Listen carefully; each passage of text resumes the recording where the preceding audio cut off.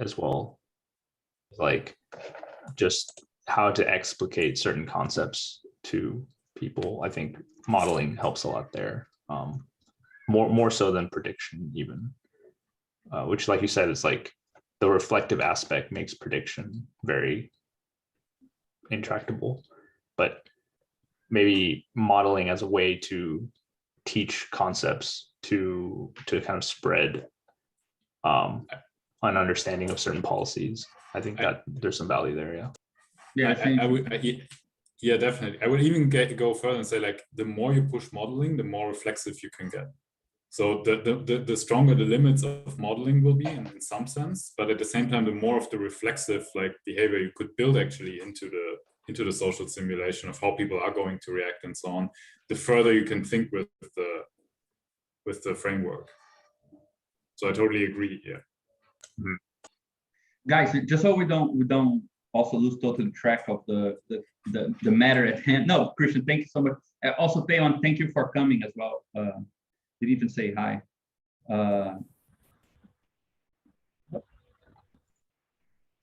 Not sure if you can hear us. Great. How are you? Hey. How's it going? So just to give you guys some context of what we set out to do today, we were invited to write a paper for a Slovene journal, but it's quite kind of hybrid journal. They are kind of interested in politics and theory, but they're also interested in art. And so they accepted that we do something kind of flashy and weird for our paper. And we decided to use a kind of a basic diagram we constructed that kind of gives an overview of the sort of landscape that we're trying to work on. And everyone who wants from the group, not everyone, but some of us are contributing with smaller text sections that kind of cut a bit of that diagram and talk about it.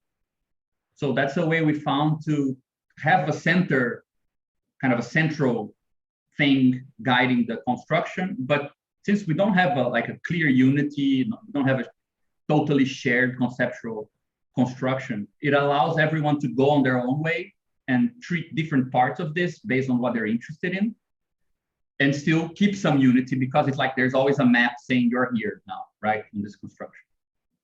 And we met we have, I think, 2 meetings about this. The first one, we pretty much decided that this would be the format. The second one, there were less people in the meeting, so we just took our time to talk about TV series. That was our contribution. And today we're trying to pick up again and go through some of the contributions that are already drafted and talk about whatever people want to, like, if they have ideas to new sections of the paper, and try to organize that a bit better for the final thing, which needs to be handed in on the 29th of this month. So we have about 20 days. From what we set out in the first meeting about this project, we agreed to try to hand in these entries until like in about 10 days from now, so that we have an added 10 days to kind of cross-reference them, try to make them connect a bit more. So first we stitch them all to this diagram, and then we try to find stitching points amongst them and see if they can cohere together a bit more, right? So I think we have a couple of them already drafted. I think Moscardi is not here today, but he's writing something on ecology. We have one that is already drafted, and he's like halfway done. I know John is writing something on the Mongolian Empire and state formation. I'm not sure, I haven't read it. You already added a lot of stuff to it. Sorry to ask, is this document available somewhere, or is yeah, this probably private? I can add both of you to our WhatsApp group, and then we can share it with you guys there. It's not, I think it's not available. Only if you're comfortable. Like I'm not going to spread it anywhere, but I don't. Yeah, no, I mean, we are obscure by lack of interest from others. We're not obscure, not secret due to any positive attempts. We're just uninteresting to people. So yeah, we're protected by people's disinterest. Yeah, same for me. Yeah.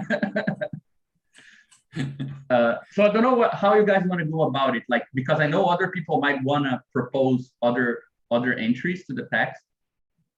So I'm not sure if we should go one by one, the entries we already have, and then do that afterwards, see if anyone has other ideas, or if we should do the inverse and kind of just see if there's something to add to the list, and then go through the individual contributions. Let's get an overview of the list first, I think. Yeah. Yeah. Okay, so let me just share the screen here with the folder. So this is the current folder, right?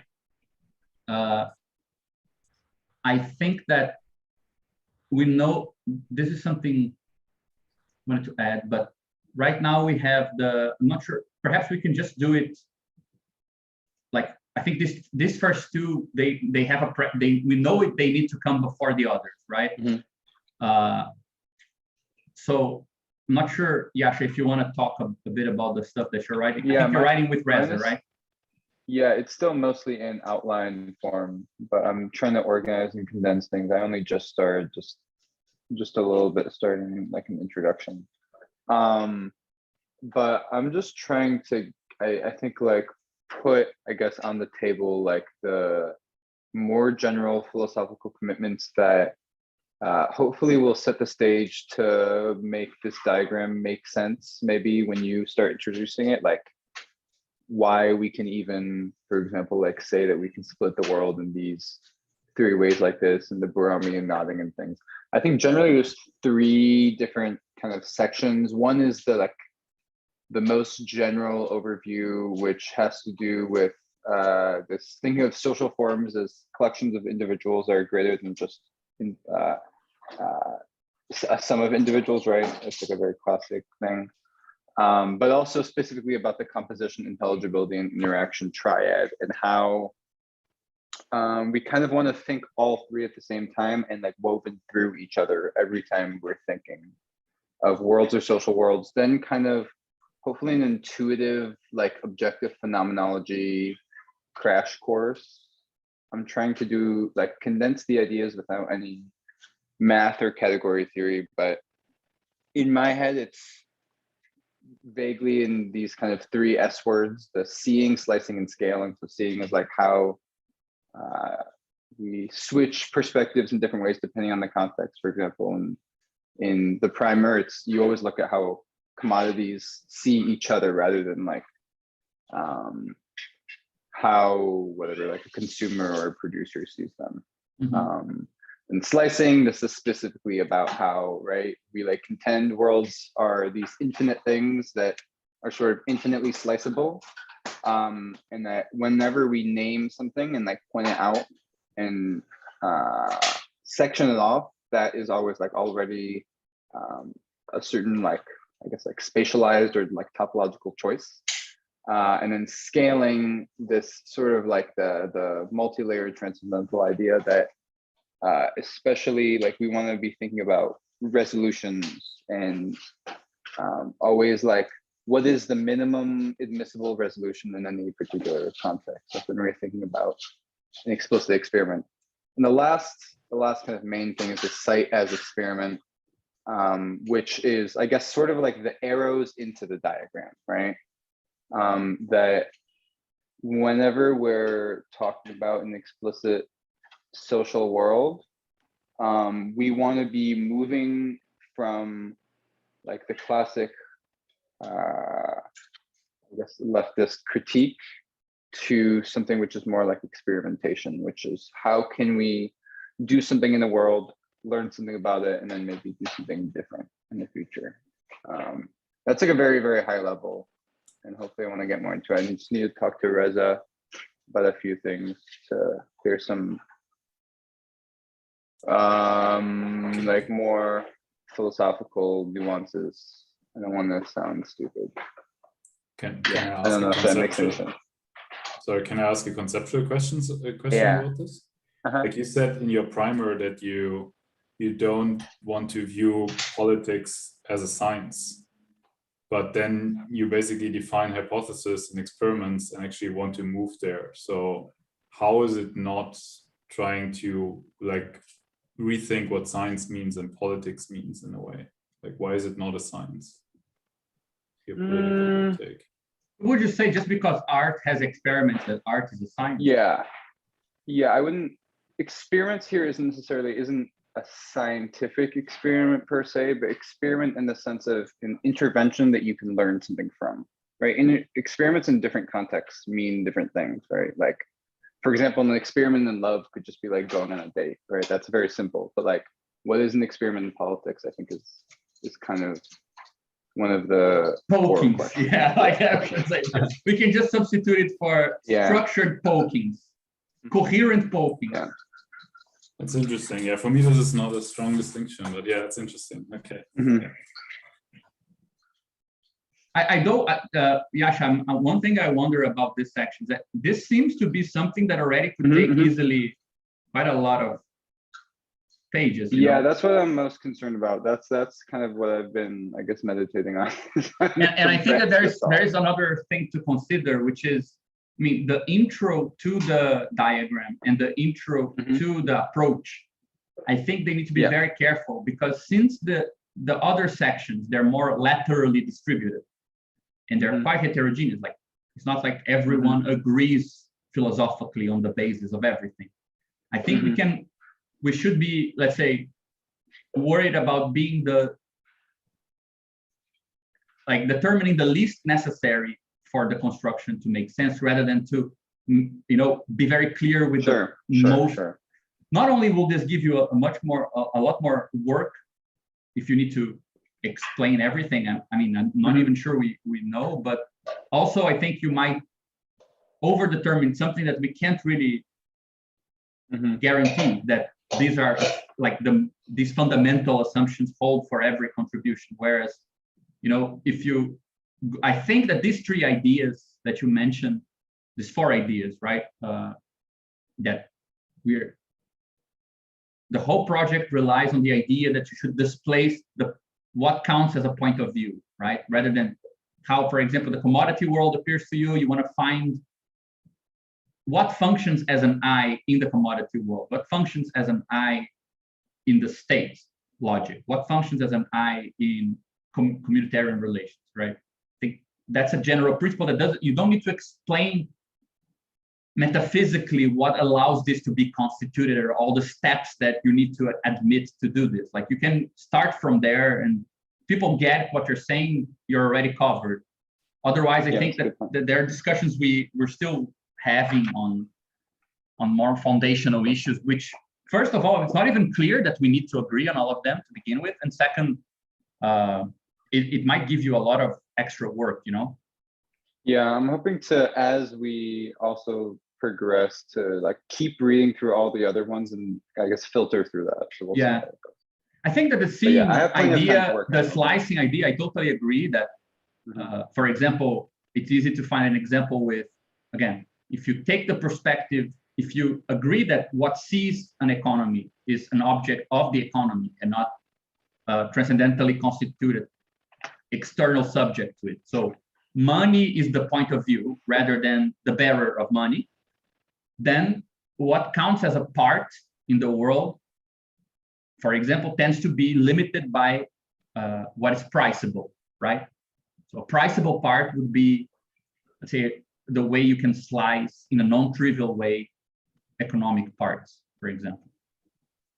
And I think that, and then scaling, because when you recompose priceable parts, you don't necessarily get back the object that you decompose in the first place, right? When you recompose the priceable parts of a car, you get commodity capital. You don't get just a car, right?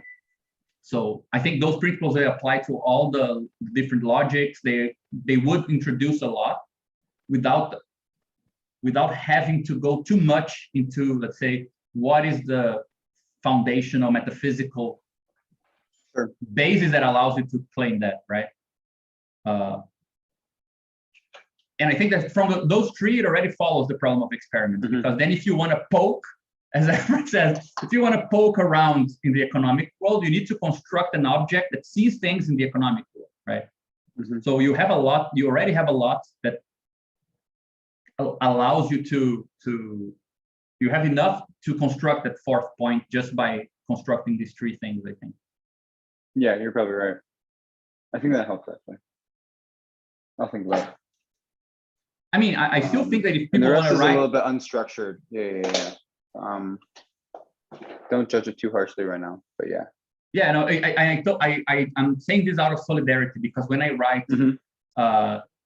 like the structure for projects, they always read like these monumental things, and then I managed to write like 2 points, 2 bullet points, right? So just anticipating that this could happen as well.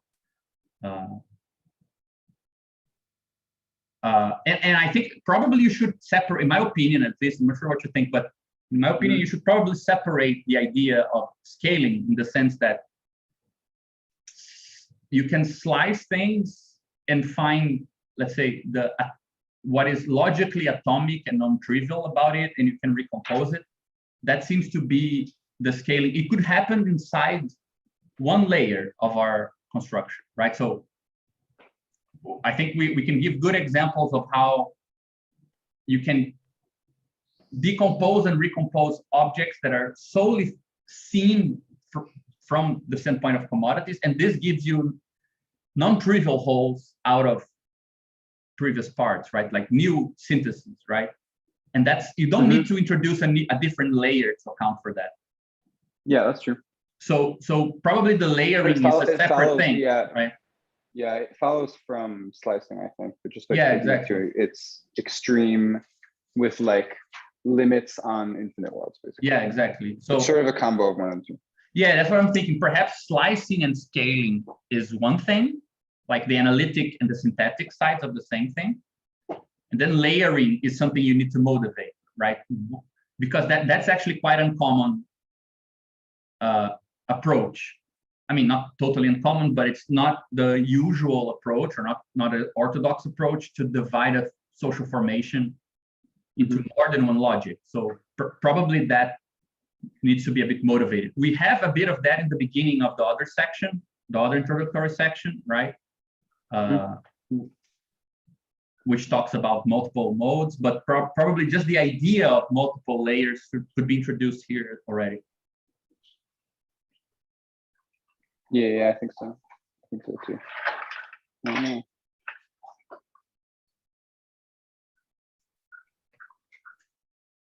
And maybe on point A, we can just talk a bit about, I also did this in my part, but I think this might be the more appropriate place to do it, which is to talk more about how the reduction of problems to the individual level like creates barriers. Maybe talk about like what are the downsides of seeing things in terms of individuals, right? The ideology of human nature, the ideology of like corruption and power struggles and all that stuff, which is kind of keeps you trapped in this unproductive cycle. You can't really like think of any collective solutions to things because you're always focused on these like tendencies of individuals. I think that's mainly like why this approach is needed, right? Yeah, I think that a good way of connecting what you said to point B is that usually you have this trade-off, right? You do methodological individualism, which I think is how this position is usually called, right? Even analytic Marxists tend to approach it in that way, because if you want to use formal tools from economic modeling, usually that's both the internal standpoint of like you start from buyers and sellers and property owners and things like this and desires and things like that. And on the other hand, it also clarifies who you're doing the modeling to, right? Meaning policymakers, academics. So it's kind of a trade-off. It seems like if you want to use formal tools, usually they are connected with methodological individualism, because most of these tools were already kind of developed with this perspective in mind. And usually you need to choose. If you want to singularize collectives or organizations, apparently you need to let go of those tools, right? And I think that's even something we can use to motivate this perspective, that you don't need to choose between them, because in a certain sense, right, the unit that we are defining for each layer, for example, the money commodity, it is a social structure. So you could already have, let's say, it's not a methodological individualism, it's a methodological, I don't know how to call this, right? It takes as its starting point the structure inside a given operational space that has a kind of universal position, right? Mm-hmm. So methodological universalism, I'm not sure how you want to call it. But I don't know, perhaps there's something in this line of argument that helps to connect section A and section B of your text. So I think there's one central problem that I think any glimpse of the project would raise this problem, which is like, you're saying you want this objective phenomenology, you want this like seeing from the perspective of these non-human entities, right? But then how is that ever going to be useful for politics, which is comprised of individual perspectives and does at some point require some level of, individual interaction or buy-in or cooperation and all that stuff, right? That there is some contact with the individual required. So how do we reconcile this objective perspective or whatever, and the need for subjective, or cognitive mappings, let's say, like mapping to the individual level at some point? We have to somehow address like how it's compatible with that. Yeah, or if it's not, I don't know. Yeah, ultimately I think the goal of it is a sort of maybe like a synthesis of like I guess it's like maybe like kind of postmodern like multiple perspectivism with like the traditional Marxist like look at the material conditions type approach, right? It's trying to, within a specific context, extract what are the operations and relations that can be thought of as universal from certain standpoints. Couldn't we also? Maybe that's too ambitious, though. No, but couldn't we bring your answers with Dennis' question? You say you're diverging from this methodological individualism in section A. You present a lot of points in section B about alternative principles for how you're going to display, like the three principles, they kind of explain how you're going to displace perspective and things like this, right? And section C, I think it's already the best kind of context to answer Dennis' question, because in other contexts, in other situations, other fields, experiments are precisely something that allow you to have a theory of what you're doing in terms of experiments, is the theory of how you displace from your experience as individuals to something that is mediating, right? So I think that probably what we need to write in terms of, we're trying to understand what a political experiment would mean. Answering that question is also answering the question of, okay, now we reintroduce individual cognition and we ask the question, what are the means that you can displace, let's say, the position from your experience of the social world to something else that can see a bit more of it, right? So probably the section C could be a better place to answer that than section A itself. Mm-hmm. No, Dennis, what do you think? Yeah, definitely. I think it connects what Yasha said about the material conditions of perspectives, right? Because I think what distinguishes us from regular postmodern theory is like postmodern theory doesn't really consider that it just takes as a given that multiple perspectives exist, but doesn't really talk about the conditions themselves, which are shared conditions, right? It's not like everyone has their own conditions for their perspectives. It's actually, there's some material substrate that connects different perspectives together. And I think that's where the site is relevant, because the site is kind of this opaque structure, opaque material conditions that even though you and a bunch of other people might have your own perspectives on things, when you start to conduct these experiments together, when you start to poke around, you see, oh, okay, there's actually this kind of underlying structure that is common to all of them. So I think that does answer the question. Yeah, that at least could help. And I know Caron wants to write some. I'm not sure if Caron, if you're gonna. Yeah, I think it's exactly about that, really. I mean, this is exactly the point. I'm actually already doing, because I did just a couple of weeks back a presentation at the School of Materials Research, which was a Salazar critique of Untitled, and it was exactly that. Like, if let us say Untitled thesis is a kind of a materialist construal of the transcendental subject, right? What is the correct kind of mediation between this material substrate and what gets transmitted to a transcendental subject, so to speak?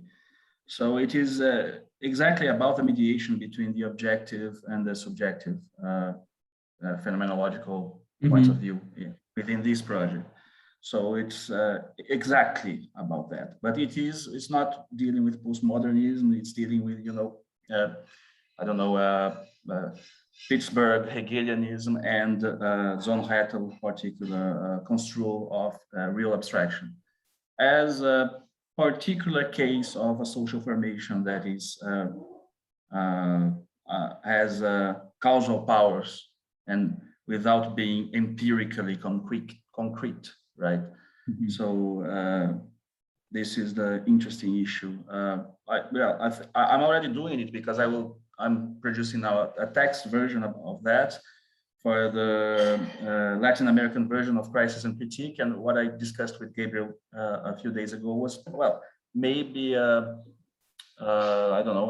smaller version, a more summarized version of that would fit in this project. So yeah, I think this is exactly the place, really. Yeah, so I mean, probably a good idea would be to have like your summarized version of the text, Caron, and have this version, and then when we have both, we can try to kind of make the connection clearer, right? So Yasha doesn't need to kind of account for everything there because it makes no sense. Of course. This is too much, of course. Maybe to come up with some kind of categorization. I mean, even if you have two accounts of these, maybe they can coexist somehow within the finished text. We do have to tinker with it, I think. Yeah, I think that Yasha, if you go only as far as saying, remember in the first argument I made, I said we're moving away from this individual perspective. Yeah, when we get to this experimental point of view, that we can reintroduce the problem in new terms. That might be enough, just so you know that there is another section that will deal with this more directly. So you can prepare the ground to show that this is something that's being considered, but not kind of have to run and work all on your own on it, which again will probably give you more trouble than. I have the impression that just writing this 4 or 5 points here is already going to take like 7 to 10 pages easily. Yeah, I might. Yeah. That's what I'm expecting. So the idea is to fit my contribution in the C in that. No, this is the idea is that I think the I'm just trying to get clear, not suggesting anything. Just understand it. Yeah. Currently, the idea is that Yasha's text would be the first. It's just a general introduction to the approach. Then the second I'm section, focusing more on these second two are the more important.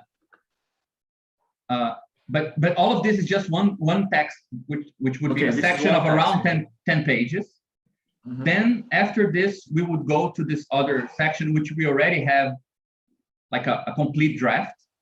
Mhm.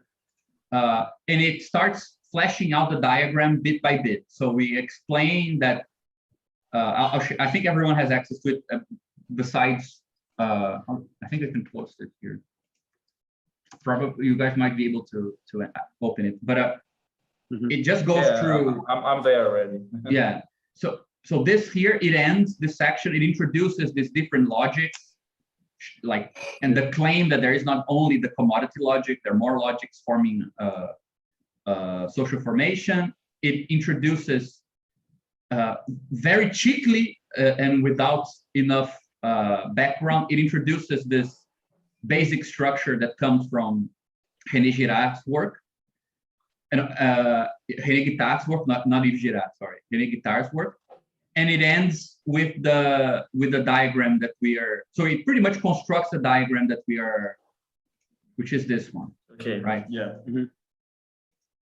So for And I people can, who are, if you want the partial ones, I can make those for you, and also a better version of the. yeah, I think that we'll have to. I mean, if you go through the diagram, you'll see I used like another font for C, like capital C, and we have one extra arrow here, right? But for people arriving now, we decided to use this diagram because it has the following thing that's interesting to us, right? We're defining a social formation, and in the case we add here C on top, because C is the dominant mode. And this, if you look at the arrows here, they nicely capture the idea that you have three modes. So the commodity transcendental, the states transcendental, and the community or reciprocity transcendental. You see that KC is formed by arrows coming from each of the three, right? But the complementary relation, so singling out capital and state relations, singling out capital and community relations, or singling out community and state relations, that's actually coming out of it. Meaning that the articulation of the tree has precedence over the articulation of each two, right? So if you decompose the triad, you lose the complements. So it's not like you first have the complements and then you have the triad. And Guittard uses this approach to say, well, I'm capturing something about this Borromean property, which Brownian links have, right? Where if you separate any if you remove any one of the different rings or links, the whole thing is undone, right? But we added this other thing, and if you read the text on the diagram, we're writing this as C like this, which we take to be the space of possible forms of organization. And we're saying that you actually learn about commodity, you learn about state, and you learn about community by poking around in them. So you have, let's say, you can even define the sort of resistance or the sort of perturbation that each form of organization produces into each one of these different logics, right? So vaguely defined, you can say that organizations that pose a problem for exploitation are interacting with the capital logic, right? Those that pose a problem, poke around the issues of segregation, are interacting with the community logic. Those that pose a problem for expropriation are interacting with the state logic. We added an extra arrow, which is none of these three, but is the arrow that goes from this object to this object, which we just call the ecological arrow, meaning that it's the composition of these three, and it's just the big mess of the mixture of different organizations you have forming a sort of, you could say, anti-capitalist organization. So the idea is that everyone is slicing this diagram in one way or another to define where their section is, what part of the project the section is addressing, right? So for example, there will be like things which have a little box around the C, and they're just dealing with pure commodity logic, right? There will be sections that are dealing with what is a political experiment in general, there are sections that are dealing with the state logic under capitalism and things like this. So we use this as a sort of constant map to localize everyone's interest. I think that the thing we're talking about now with the experiment and cognition, it probably would require us to add something else here, which is how the hell does all of this look from the perspective of, you know, a human cognitive agent. So probably, I mean, there are a bunch of things we could do which would be really cool, which is, for example, imagine we have something like a language here, and we can wonder which sorts of kind of political language games map this sort of logic, right? Because there are ways of talking about the world that are attempts to capture information about these logics, right? Or we could do something similar when we talk about okay, organizations are made up of individuals, right? And this acts on this. So how does this appear to the individual? So we could add this to add the "you're here" when your contribution is added, you know? It's I have like a question with respect to the organizational point of view. Like here, basically, it's like one object that you have in this diagram that's called org. Do you see like part of the structure that is projected into the capitalist relations also being replicated inside of like the organizational framework of humanity itself? I mean, that's what I guess be like Bogdanov's take, right? You would have like a general organizational structure, and then you like project it into different social formations, so to speak. Or is this basically just holding everything together, and this is this thing that cannot be formalized in a way? Or yeah, I don't know what you guys think, but though I think when we first decided to call this org, just imagine that, because this was Bogdanov's point as well, right? He didn't come up with the organizational point of view because it's the most neutral point of view. He thought it was the point of view that sees the most about the world that he wanted to mess around with, right? So I think that it fits in that sense, that we're just being much more meticulous rather than conceiving this as unstructured point of view defined by, because for him, he would add all, let's say, all other possible fields of knowledge here, right? And this thing is defined also by the fact that it's also the best point of view to look at biological systems, to look at mathematics, to look at I don't know, a drop of water in a plant, right? And I think we're being more humble than him in saying, okay, perhaps this is not that general. This is only enough to no, but in terms of thinking about a communist society, you would need to also have like a projection onto some form of diagram. You would need to figure out something, and it would basically also like be like projected out of org, right? So you would expect to, in some sense, lift like the capitalist relations in this diagram and then figure out a projection into a new state of society, and that would be like a revolutionary project, right? It would basically be like, yeah. If you know how, I mean, this is much. Sorry, yeah. Isn't that kind of how we're thinking of TD? We're sort of bracketing it right now, right? Because it like doesn't exist right now, sort of in society, right? But the idea is that if to be constructed, would be sort of like on top of this. Yeah, but wouldn't you say, Yasha, that, I mean, this humble arrow here, right?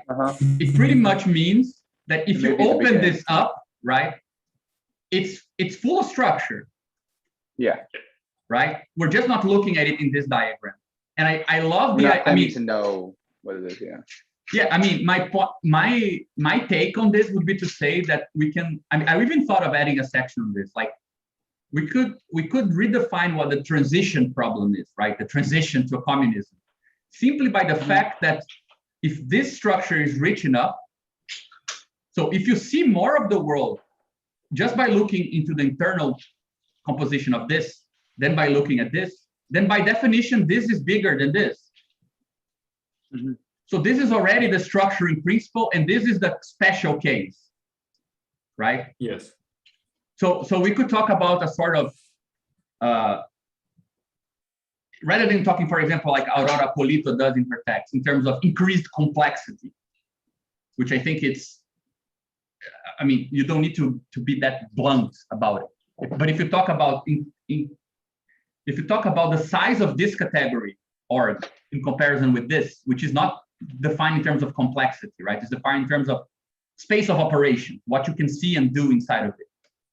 Well, the moment that this category is larger than this one, meaning you can see more about the world by talking to your neighborly anarchists and your crazy communist friends, you know, engaging in those activities, then you can do when you engage in a company and with money. Well, the transition has happened, right? Which I think we were thinking in terms of that kind of shift of perspective of combs and optics and so on, right?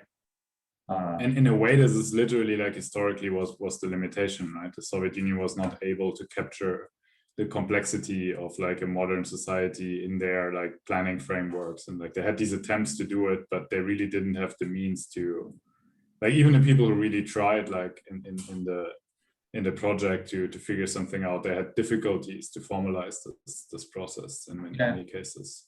I think that this is the nice, I mean, this is a personal thing. We haven't really kind of took the time to discuss this, but I think that when you start from this approach, which is definitely weird, but it has the benefit that, well, if this orange space here is really big, it's not made of, let's say, a really good simulation of, you know, of production of goods necessarily. It's rich in organizational forms that are not reducible to TA, TC, and TB, right?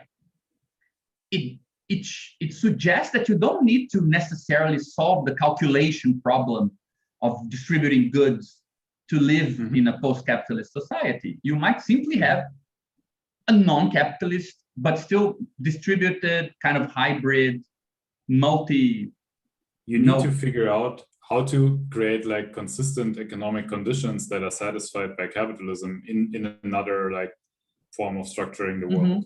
So you need to define like some criteria that are satisfied by the capitalist mode of production, lift it into the organizational space, and then you can project it and figure out all kinds of alternatives and think about the alternatives. But you see, like the nice thing about it is that since we first turned economy into an organizational problem, the solution is not economical. It's not economical by derivation. It's organization. If you can see the world very well from within this hybrid construct of a lot of different stuff, perhaps there is a very big international infrastructure. Perhaps it's something we can't even imagine right now. But you don't need to necessarily pose the problem in terms that are so close to the, you know, central planning sort of. Right, but in some sense it's also economical, right? Because like in organizational thinking itself, humans develop like certain concepts of organization because they have like the economic support to do so, and it kind of makes sense like in a certain framework to think about organization in specific ways. So that like if you think of the development of science and thought itself, it also has like a materialist base that needs to be developed. So what is expressible, what is historically accessible to you in the category org itself is a result of the economic process of history. So like you have reflection of economics even in this more abstract space. Yeah, no, I totally agree. But I mean, I'm not gonna go through the whole section here, but if you guys read through it, I think it's concrete enough that people can just, you know, give suggestions. It spends a bit of time explaining that there are two currents within kind of Marxist thinking, one that thinks different modes, different logics sequentially, and one that thinks them as concurrent, right, happening at the same time. So Karl Polanyi, Marshall Sahlins, Zane Elson, and others. In a certain sense, you can even claim Marx, but I mean, we don't need to be pedantic about it. Then we explain what are these different modes. So what is mode A, what's mode B, what's mode C. We need to explain that if you take the guy, the author we're basing this on, this Kojin Karatani guy, that he has a fourth mode that we are not using. So I try to give an account of why not, because not using his mode D is something we're going to solve by we're substituting for that more experimental point of view, right? Karatani has a theory that socialist constructions, they are kind of a already constituted mode of exchange that exists since the dawn of time. And it seems like too strong an assumption, even for him, because he doesn't use that fourth mode to construct anything in his theory, just claims it's there. So we're taking it out, and rather than having it in, we're putting it as this, restating it as this more experimental point of view, right? You know, you could even be heretic in some sense. Sorry, like also if I'm talking too much, I don't want to hijack your meeting, but you could be heretic in a way. I could even say, like, as soon as you have this way of looking at the world, like from org, and capitalism is just, I think you said this in your technology lecture or a discussion like as well, like a year ago, that like the fact that you basically have access to this more complex perspective on the world already renders capitalism itself kind of like as only one special case. Mm-hmm. So you also don't necessarily need to, I mean, you need to overcome it in a way, but you also have already overcome it in a sense by already being able to think in this broader space that goes beyond like the, even like the self like understanding of capitalism.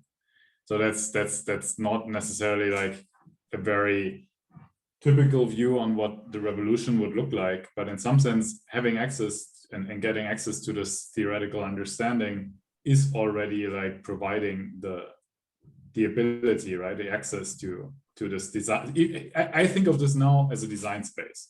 So if I would say like, okay, should we have markets or not? Well, we can decide, like it's a design space. We need to think about what it actually means, and like need to have a frame in which we can reason about economics. It's much more powerful than having to fight specific concrete capitalist institutions. And in some sense, like, I mean, if you would argue with Varoufakis and so on, we already, like in capitalism, through like financial capital and the way the central banks are currently like hijacking by necessity the economy, it's already like kind of, the markets are already steered like by external processes and like an organizational framework that is beyond like the traditional realm of capitalism in a sense. One thing that goes along with what you're saying that we added at the end here is that when you take that perspective, meaning we're trying to shift the explanation that Karatani does, right? Karatani does, look, I can construct a social formation as if it's made of 4 modes. And because there is this 4th mode, politics is possible. So he derives politics from this 4th thing.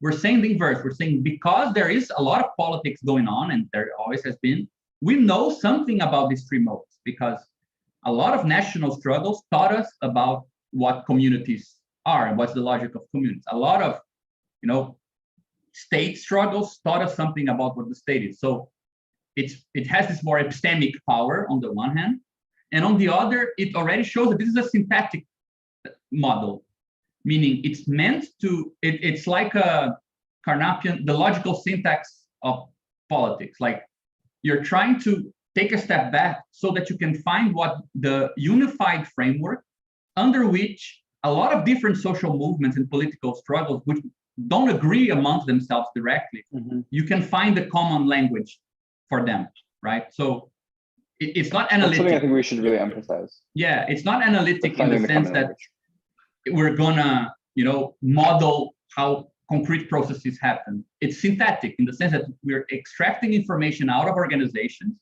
and this kind of weird operational space is at least a good schematism to navigate why these different models of reality, which already happened. Nobody needs to wait for us to propose particular models of this. This has been proposed by every political movement ever, but it's hard to unify and to not navigate them, right? So it's more of a synthetic project in that sense than analytic, I guess.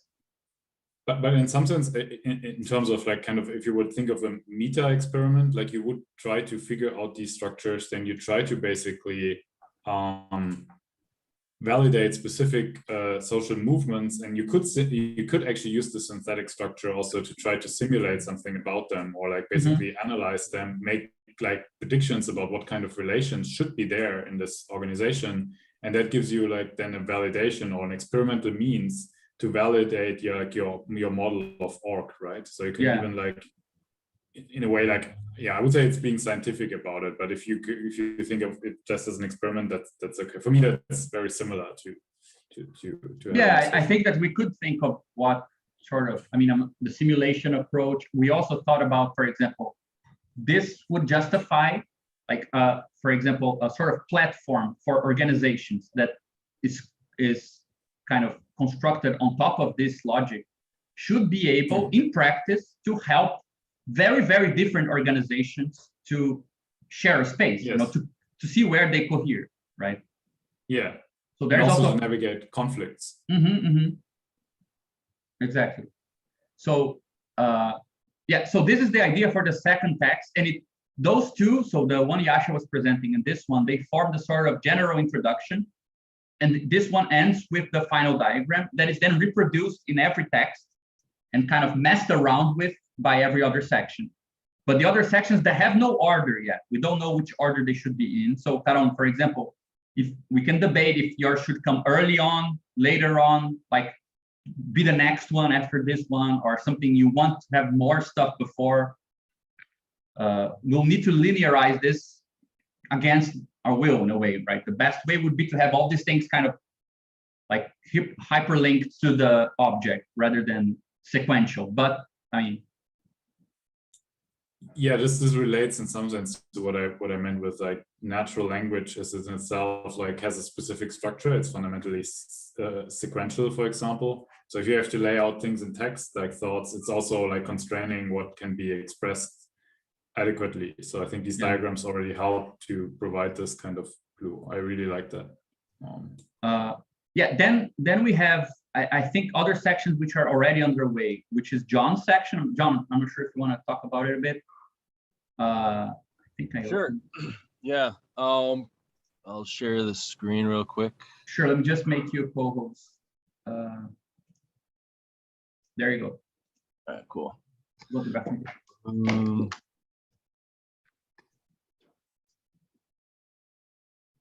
Is that up for everyone? Yep. Yeah. Cool. See it. All right. So let's see. I think that I'm about 5 pages right now, which is longer than I want it to be. So the first part I might chop down considerably. But basically, I try to just go through the case study of the Mongol Empire using our model to try to account for basically its possibility, like how it was something that grew so quickly and surmounted as many different logistical challenges, cultural difference challenges, commercial challenges as were the case. I've been actually thinking about it, able to hone it in more while we're talking now of around using the like political experiment organization hypothesis, because what the Mongol Empire accomplished was something that had been attempted by various would-be empire builders across the Eurasian steppe for a couple thousand years at least prior to Genghis Khan and the Mongolian experiment. So you can actually look at the idea of political organizations as experimental filters or something like that. And I use more material from a new book by Marie Favereau, who does more of a social history and actually dives more into the organs of Mongol society, the decision-making bodies, the administrative bodies, and how they transformed and were either kind of created ex nihilo or were more often the case, readaptations of older kind of kinship A forms into a new kind of militarized state form, but kind of mimicking or incorporating the earlier kinship networks. And so it's a better history, I think, than the first one I used in the first presentation, which was much more individualistic and hinged much more on like Genghis Khan as the lawmaker. This looks more at like the organizational view. So I start out from using the idea of the logistical state from Lefebvre. and Toscano's quote around that. This is the part I think I'm gonna cut, or at least greatly cut down or incorporate into the next part, just because it's already almost 6 pages and I think it's too long. But the basic idea is to introduce the idea of the logistical state as a problem that comes out in kind of late stage capitalism or imperialist capitalism that is more concerned with creating a space for the maximization of expropriation and exploitation than it is with like any particular industrial endeavor. And so it looks at space differently than a capital endeavor looks at space. And Lefebvre looks at homogenization, hierarchicization, and fragmentation of space as the kind of key operators of how the state deals with space. And so I try to use this basic framework to account for what the kind of problems that the Mongol Empire was effective at solving, to try to show that some of these things that Lefebvre is exploring are not just part of capitalism, but are part of the logic of TB, particularized or instantiated within capitalist space. And so the Mongol case is interesting because within less than a century, you move from a kinship society to a state society to a sufficiently complex state society that essentially fosters a world economy, and one that directly precedes the early European capitalist markets. So you have all 3 exchange operators or intercourse transcendentals kind of at play as real problems that have to be solved under a single regime or a single, group of people and system and philosophy. And so it takes the Mongol Empire as being especially paradigmatic of TB in the way that Marx looked at the British Industrial Revolution as being, for the sake of analysis, pure capitalism. And the Mongol Empire offers us a pure form of TB. The reason for that, and this also hinges on part of our critique of Karatani, is that the Mongolian Empire was a nomad empire. Throughout its entire existence, the Khans maintained a mobile camp, a mobile city that every member of which was capable of, putting up and taking down in really short order, and lived a life in which logistics were always a day-to-day affair, and in which they were always mobile and were on a constantly shifting terrain.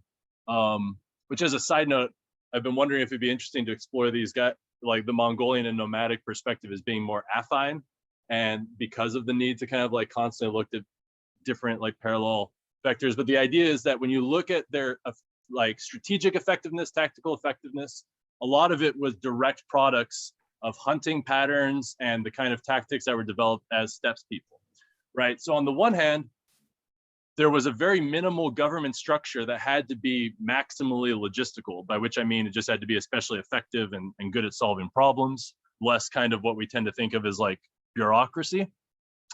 But it also really disproves, and I get into this more later, the kind of romantic image of the nomad, because it was precisely their nomadic character that made them so effective at building an empire.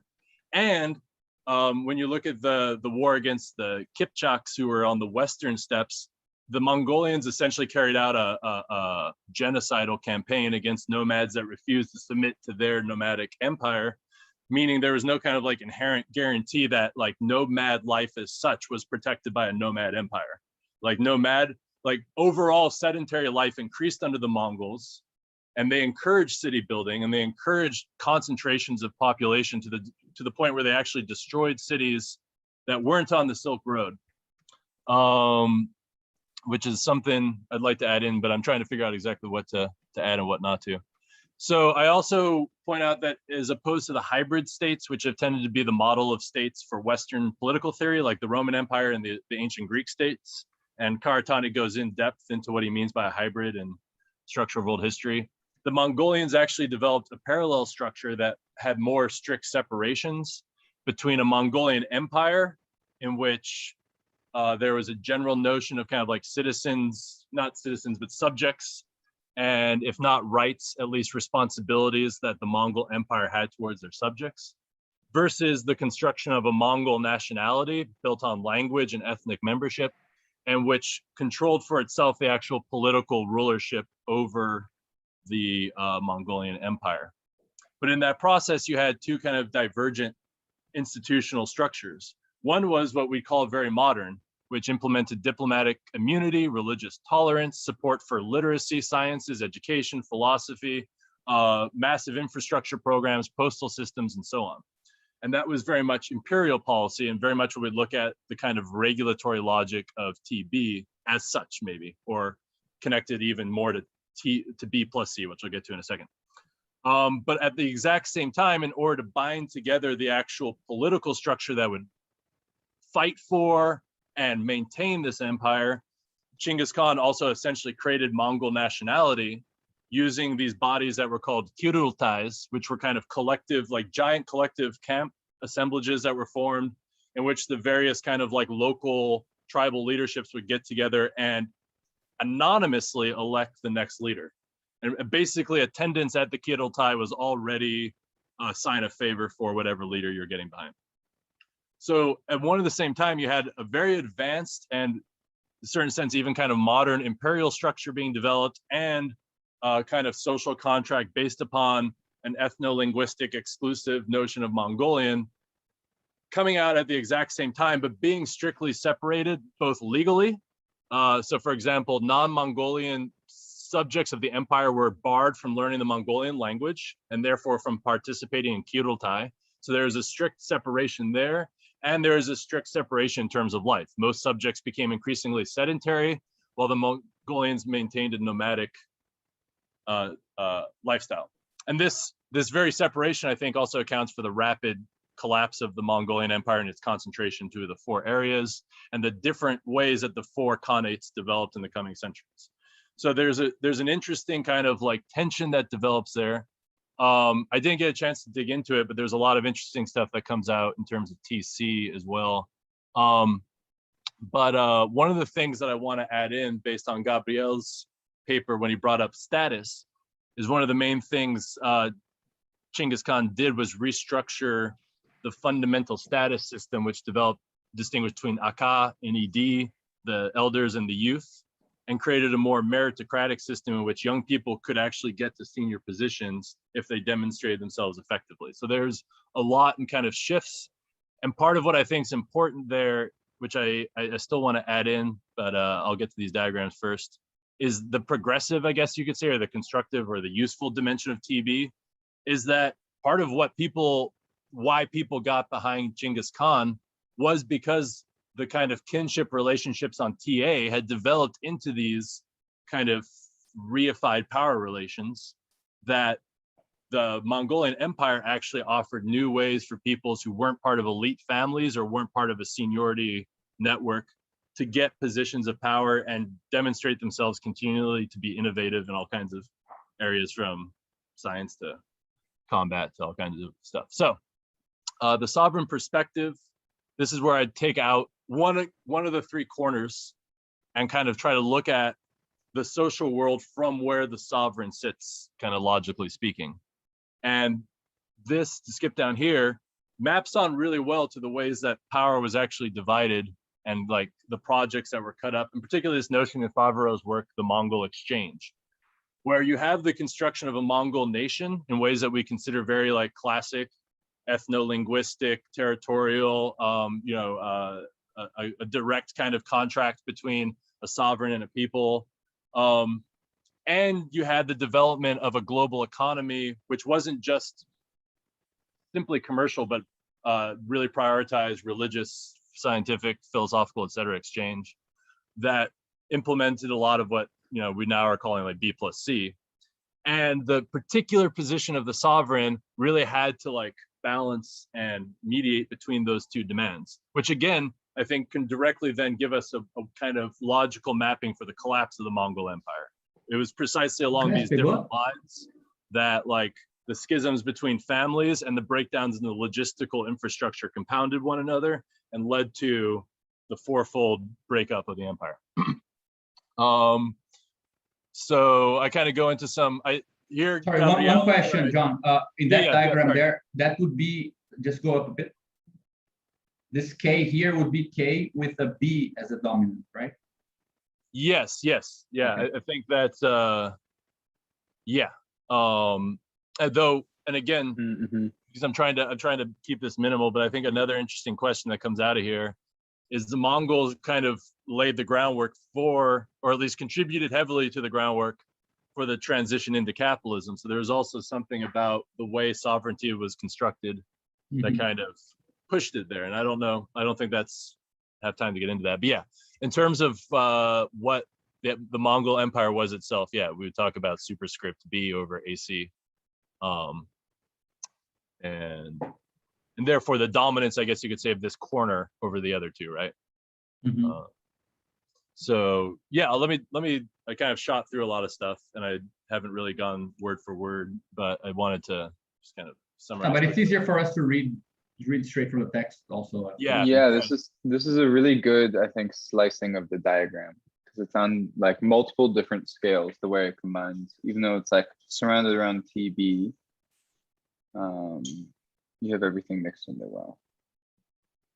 Cool. I do wonder if we should think of either maybe like a name for the, I guess, like what maybe call them like experimental sections, some way to make the reader realize that they're kind of more self-contained compared to.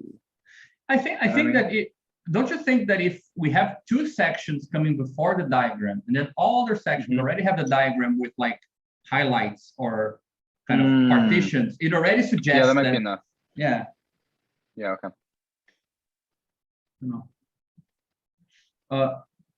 I think Alan is not here, right?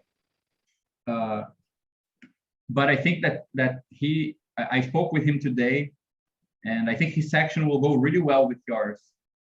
Yeah, I should probably reach out to him and see if we should touch base and maybe try to get on some common notes through this. I also, let me jump up here real quick. Just, I wanted to, and you brought this up, Gabriel, about like common, technical, using the same words.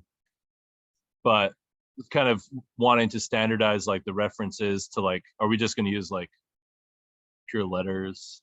Are we that concerned about standardization?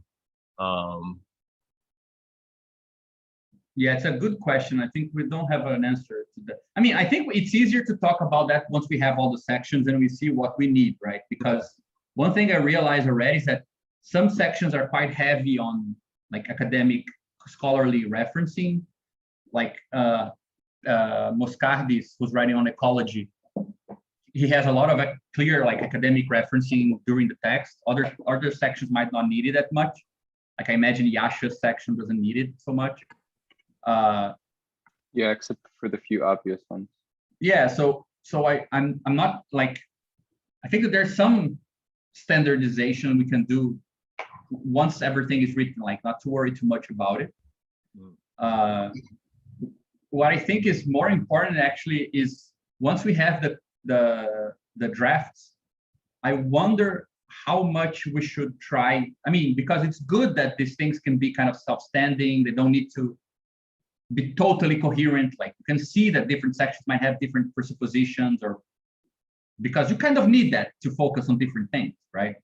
So I wonder how far we should go in trying to make them internally coherent amongst themselves, and how much we can just forget about that and just make the format the same, but not try to, let's say, create any standard of how much referencing or things like this. I think that things that refer to the diagram, they should be probably standardized, right? So the way of talking about A and B and like the notation and things like this.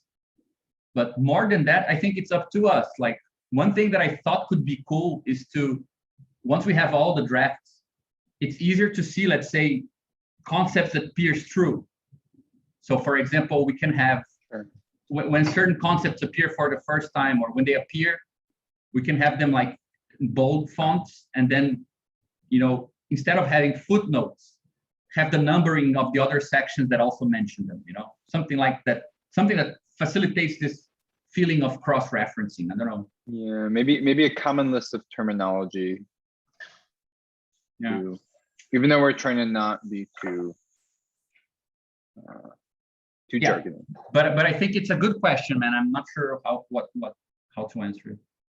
Yeah, I think it makes sense for at least the notation to be standardized. And I think I liked some of the terms that you singled out around the different exchange transcendentals. So I think I just want to try to like a few of those same ones, like status, Yeah. or like institutions, like some of these words. So we just have a little bit of consistency. Yeah, something like the back of logic of words with all those terminologies look good. Yeah, but don't you think it's a bit too standardized for this? I mean, unless we want to have a dictionary at the end of the text, but No, I'm doing some of defining, and Gabriel as well already in our section. yeah, So we could I always would- go back and like add or rework Yeah. things to fit more. Yeah, I think we could. I think that's a really good question, and I think Reza's idea is also good. But probably we'll have a better feel for how far we need to go to make them internally coherent with one another once we have the drafts, right? Like I wouldn't worry so much about this while writing, because of course, if you've already read someone else's draft, you're taking it into consideration, it might give you ideas and so on. But since I think we're trying to bring more people together right now than they're used to talk about their different projects together, I think we should focus on making sure everyone finds a place, and then we can try to stitch them, you know, a bit more, just so it's not like an extra task you need to be thinking of.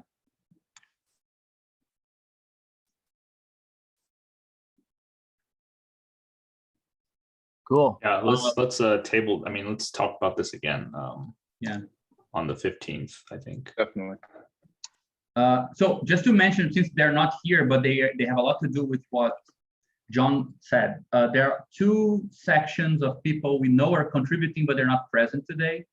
One is Alain, who is writing about,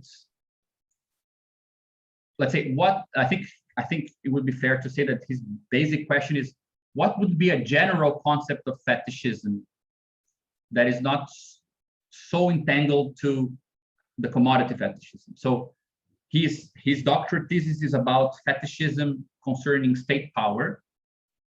And he's also interested in fetishism when it comes to communal relations, but I think he's going to write about the fetish structures concerning state power relations. So I think it has a lot to do with what you're saying, John. Would be possibly like a pure B kind of cut, right? It doesn't concern B as a dominant mode, doesn't concern imperial formations or its relations to communities and to exchange. It just concerns this issue of, well, power operates in this way, through the sovereign, through this and that. But when you try to reduce it or isolate, for example, the sovereign out of that social network and take it to have internal properties of its own, the object itself, you tend to reify power as if it is connected to personhood, like to the juridical subject and things like this, right? So I think that's what he's going to write about. And Thiago, who is not here, I know he's writing something concerning mode A, again, a more pre-capitalist discussion of how, I forgot which tribe he's talking about, but he's talking about how we can apply this idea of special perspectives that see more about a social formation than our individual point of view, to explain how motherhood in matrilineal lineages are a privileged standpoint in some tribes, right? So it's like, I think it's from our cluster of papers is the one that deals the most with mode A. But I think neither Alain nor him added any drafts yet. But just to let you guys know.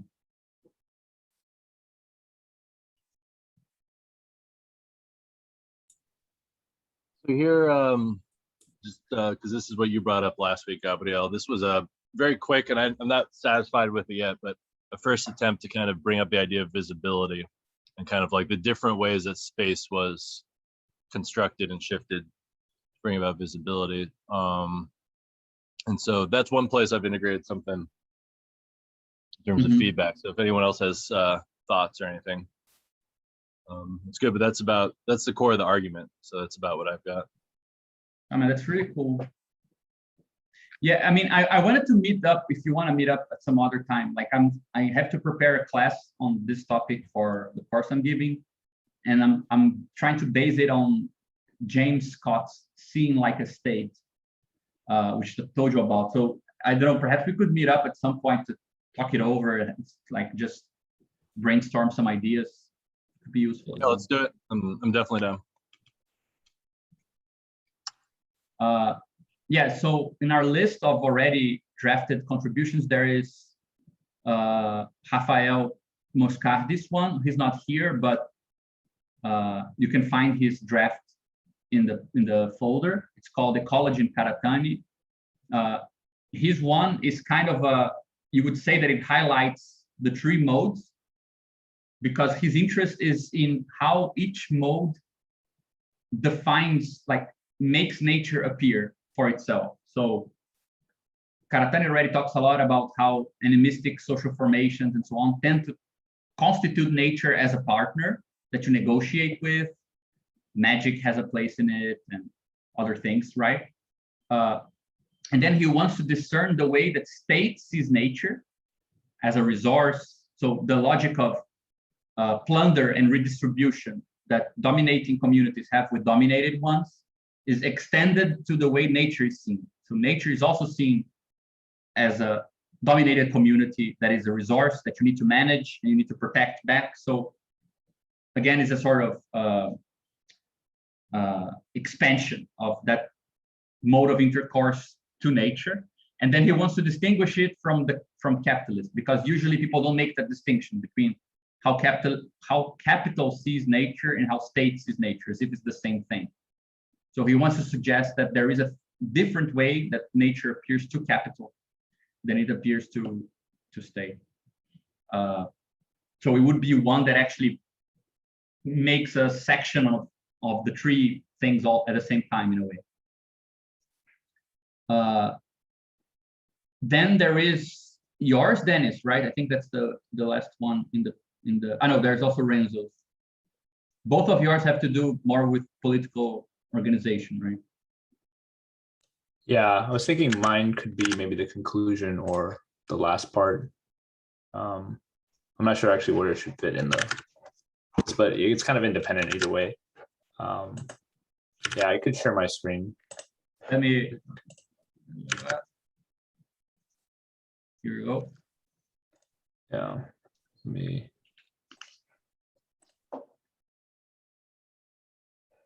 Actually, I don't have that much yet. I need to add the meat of the whole text, which is about the three different maps in our diagram: the against segregation, against expropriation, and I forgot the third one, right? Exploitation, right? Yeah, it's kind of an important one.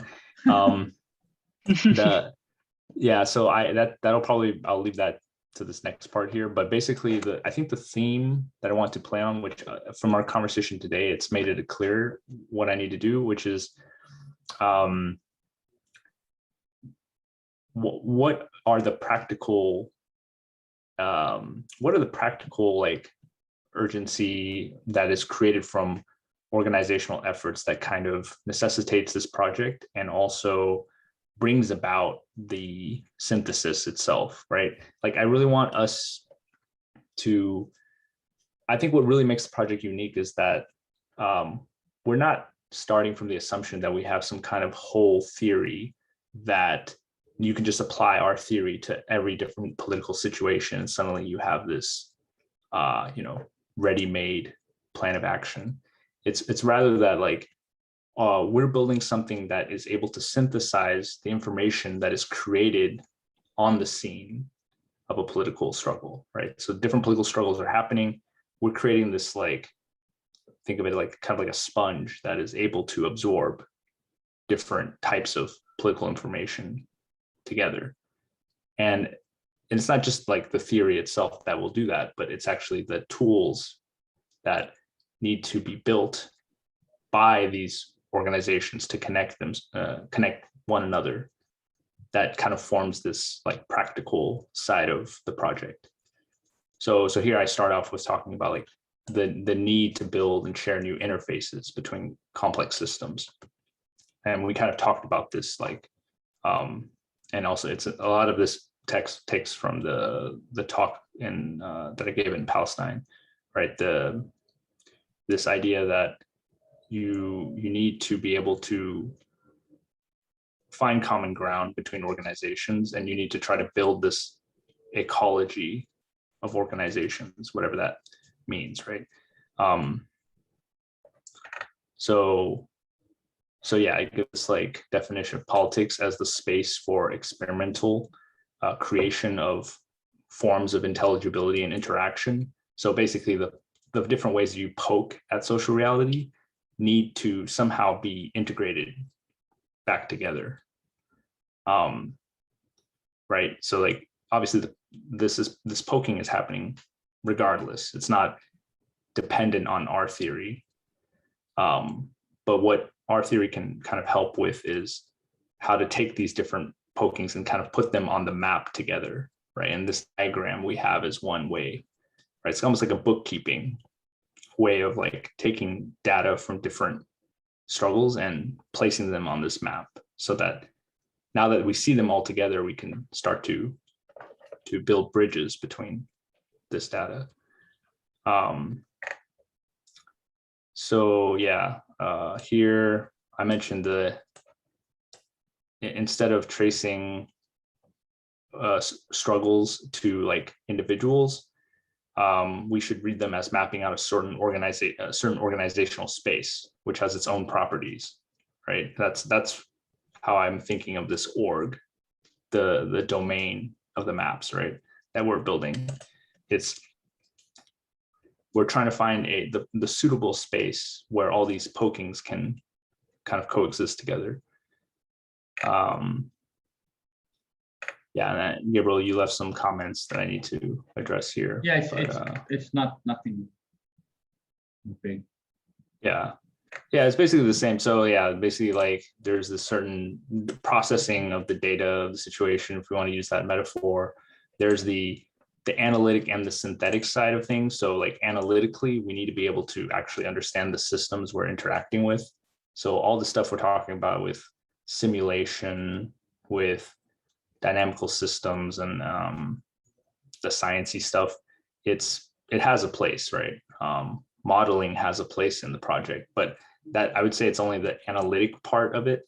The synthetic part is like the construction of what I'm terming here as vehicles that hook into the various systems, and we can make use of the cybernetics stuff we've been talking about there, where there has to be a way to interact and then take in the results of that interaction in a new way, right? And then I mentioned this thing about like a left and right deviation, right? If you're too far to the left, your interaction is just orthogonal to the system you're trying to, you don't actually hook into it, or you are destructive. So you destroy the system, or the system destroys you, right? The interaction is not, doesn't yield any new information. That would be my definition of left deviation. And a right deviation would be something that, and it's a type of interaction that falls under the existing schema of that system. So it's not anything new. It's just like Redundant. How the system it's redundant to the system. It can already be formulated in that system's language. So the goal is to find something that's neither of the two deviations, right? A new interaction that's not destructive and doesn't, but can't really be reducible to the system itself. Yeah, so I mentioned this thing about experiments between natural phenomena and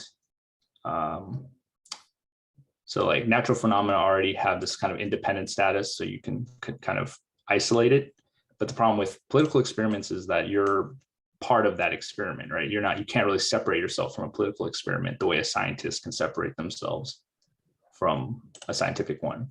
So there's that, to answer that question about like what is really a political experiment.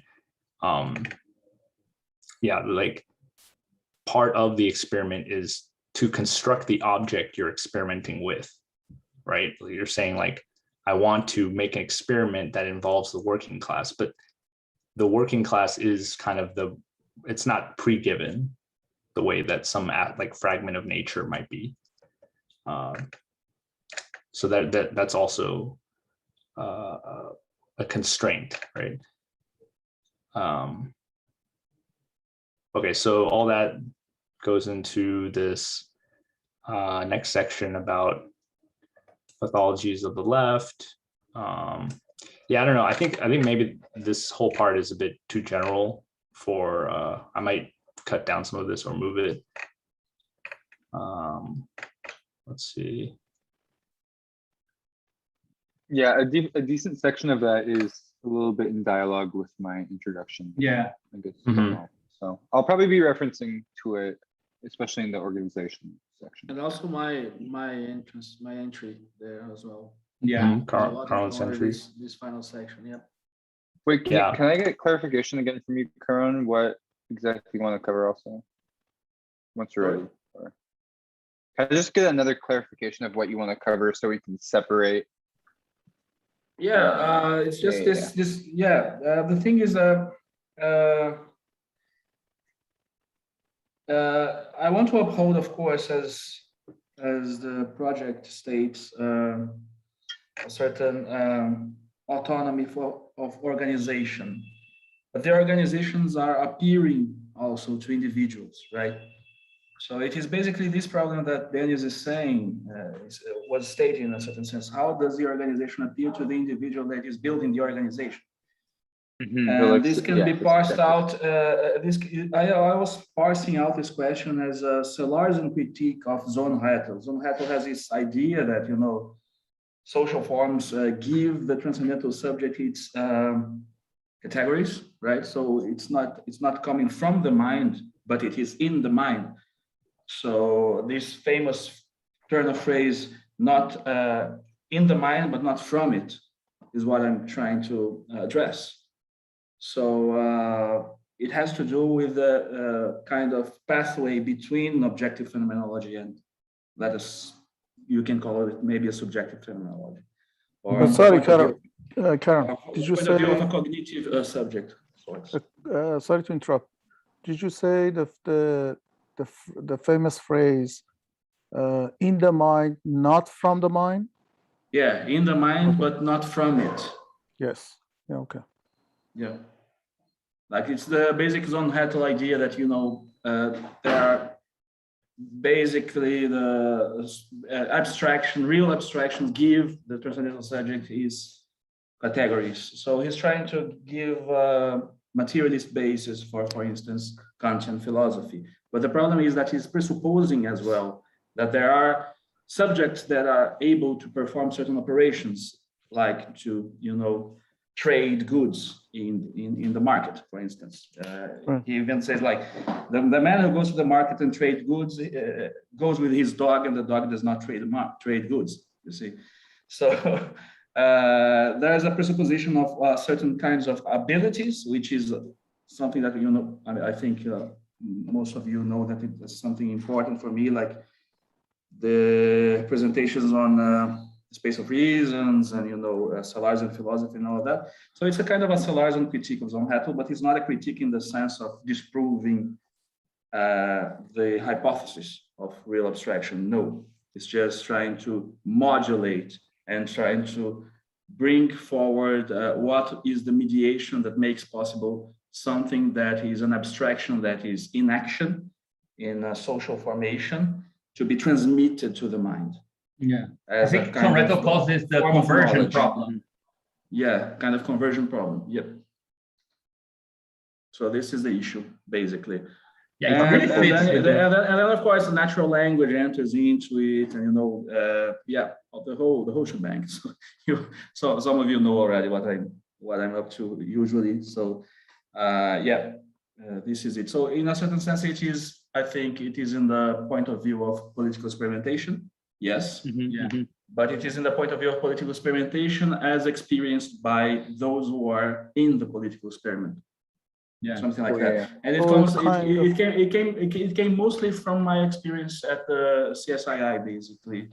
The fact that there is a kind of protocol that is a desubjectivizing protocol, but at the same time, we are part of the desubjectivizing protocol, and the protocol is making us do stuff, and we are retroactively reading the tendencies that the protocol make explicit.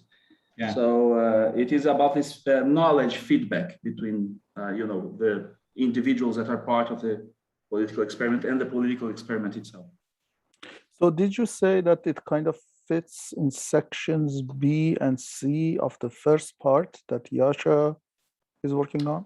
Yeah, I had the impression that it's just something that Gabriel was discussing in the beginning, that section C was kind of about this. I think Dennis was talking also about this, that had something to do with this. So I think mine too would have something to do with that. Like there's something, I mean, there's some overlap, thematic overlap. I don't think it's a matter of not necessarily.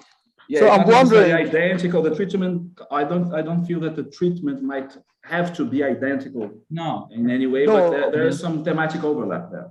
But since this is introduction for the entire section, I'd like to earlier point, if we knew a little bit more about that, I mean, this could, whatever section that we are writing could be an intro or a lead to what you expand in your treatment. I think especially when we go back, we'll cross-reference things. Yeah. But I think I have a general idea of I have a bunch of stuff already. I can send you. I gave a talk about this like 3 weeks ago. It's on YouTube, so I can link you to that. And there is also the PowerPoint presentation, so we can just have a chat about this. The material is already, assembled. I have to write down a version that will be in Portuguese, a full version in Portuguese for the Crisis and Critique. But then I think it's feasible to do like a shorter version, to be a section on this text. I think it's feasible.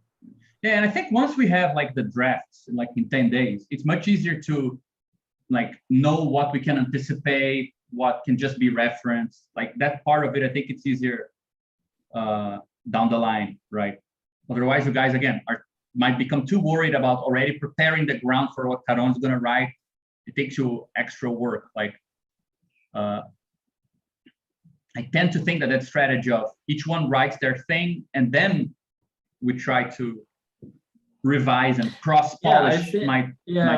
I agree with Gabriel on that. I think it's not necessary to, announce the thing with the terms that I'm using and the kind of thing that I'm using. I think the thematic overlap is strong enough in a certain sense to be like a particular treatment of a theme, a problem. Right. And I quite like. I'm not sure if it's the best way to put it in, like to create a little extra node there in the diagram, or if I'm doing A plus C modes of sorts. I'm not sure. I think it could. I'm divided on that. I'm not sure where. Maybe org, maybe A plus C, maybe. I don't know. I have a very crazy idea on how we could add this, but I think it would require so much more work that we shouldn't go into it now. But like, there is a question of how would you we could construct a definition of a bit more robust definition of what we call a sort of cognitive space, and then actually map org back into it. Like, for example, we know that what has maximal value of appearing or maximal truth value in the topos of organization is not my consciousness or not myself or not something that is guarantees my self-identity, right? Whereas in my cognition, that has a very high, so there could be like a weird functorial description of, but it's just mad scientist stuff. But I agree with that line of, I agree with that line of investigation, but maybe it's too. And it's amazing because you could even go as far as saying like, you need to have an area of the cognitive space that is, that captures the structure, because otherwise cognitive agents couldn't be part of the organizational structure. But that, let's say, lower structure in cognitive practical abilities can be, let's say, maximally valid for the organizations, though they're never as maximal for the cognitive. Exactly, yeah. Like you could actually have a cross weird thing. Yeah, it is a weird crossing. I mean, what is interesting is that obviously organization is causally much more efficacious than individuals, but organizations at the same time wouldn't be there without individuals, sure, of course, yeah. without the cognitive individuals, because it's built up by their seeing as, at the same time they are not seeing as necessarily in the correct way, which is kind of interesting, like the kind of consequences that are not, similar to what is expected by the cognitive point of view, even though the material of the thing is kind of involves the cognition. Yeah, so this could be really cool. Though this is my interest, my basic interest. I mean, in developing now. Yeah. I think other than this, there is Renzo's. And Rafael, I know Saldanha wants to also propose something. So I think we have, I also wanted to propose an extra one, but I don't think I'll have time to work on it. But perhaps Renzo, you could talk a bit about what you were thinking of. Yeah, I'll have to leave soon, but I added some scribbles. It's in Portuguese, but just to maybe give a general picture of what I was thinking about, I'm trying to sort of take stock and like develop a perspective on this cycle of career strikes that have been happening in Brazil for the last year. There have been like national strikes, but also like more local regional strikes. And I was thinking to use it as a sort of like case study for the approach, like trying to apply it would fit, I think, on the against exploitation, like sort of organization with the arrow to TC, right? Because it would be basically a strike movement. So an attempt to negate TC, and what sort of organization is able to do that. And I sort of sketched like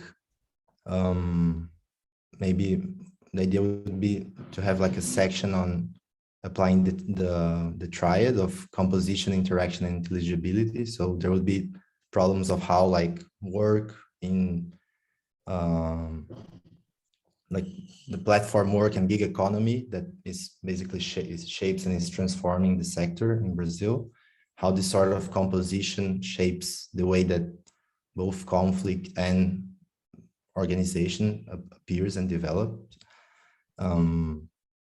Then something on how, what does interacting with a platform, like an Uberized platform that like an algorithm, how do you even interact with that? How do you interrupt that if you like, you cannot hack it, or you have to, it's not even clear when you strike what sort of effect you're like producing on the platform, right?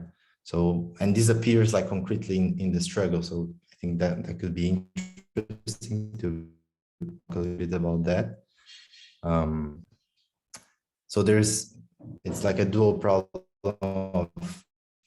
of how certain, so another example is when you had like strikes on factories, the sort of space in which the action appeared was more restricted, I think. And with the career strikes, they often have to have the scale of this, right? So the condition on the sort of like space you organize is given by the size of the city. So we have only been seeing like strikes a medium, like strikes of more than 1 day on like medium-sized cities, and not on like really big cities like São Paulo. And I think it's very related on the challenges of having to organize a strike in a city like São Paulo or like Rio. So that would like discuss a bit the problem of scale and visibility, I think. And then I thought about also discussing a bit the problem of representation and of how the movement is able. So in the context of this fragmentation of work, you don't have like, how do you represent your own actions, and how do you, so you have this interesting problem of like the way that people use WhatsApp groups to sort of like circulate small videos of actions that are like happening across in like a city that's on strike. But then you also have the problem of say how it appears to the outside, and then it appears on the social network, which has a different like composition, and so you have, I think I would. Yeah, I think you should highlight the whole thing. Yeah, of the diagram. Yeah, I think you should just color the whole thing. I think it would be like, I'm not sure if it would be like more examples trying to illustrate like problems that we approach, something like that. Do you think you could, sorry to interject, just a stupid question in the sense, like, do you think you could relate this to the structure of supply chain networks of capital? Like basically, because like the topology for capitalist production is often different than the way people in communities organize on the ground. So strikes are not often matching well in some sense to like the structures that they strike against. They can only strike, like, you can only strike against this factory, and like modern corporations like are built in a way that they can evade striking blockades, and in a sense they're very flexible and international. So while you have to focus locally, your topology doesn't match the topology of capital in a way. And I think what labor organizers would like to have is a very good understanding of how they could coordinate an international strike or something like this, or a national strike or whatever. You can maybe just pick like, I think nowadays actually it's very fragile. You can maybe pick like a few places, and if you would be able to strike there, you could like take down a whole sector or something like this, right?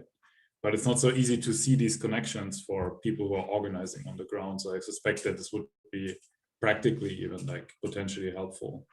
I don't know whether this is crazy or not, or out of scope, I guess. But just I think it's totally related. Like in Brazil, we had like since in 2013, like the biggest like protests were related to like the price of the bus, but like the actions themselves were related to interrupting like the flows, the streets, right? So it seems that like all political action has sort of shift from like the workplace and the factories and move towards like the spaces of circulation of commodities and people. And then we had also like truck strikes. And so I think it's related to how like these channels of circulation support like interrupting those places is actually a way to interrupt like many logical levels of and scales of the functioning of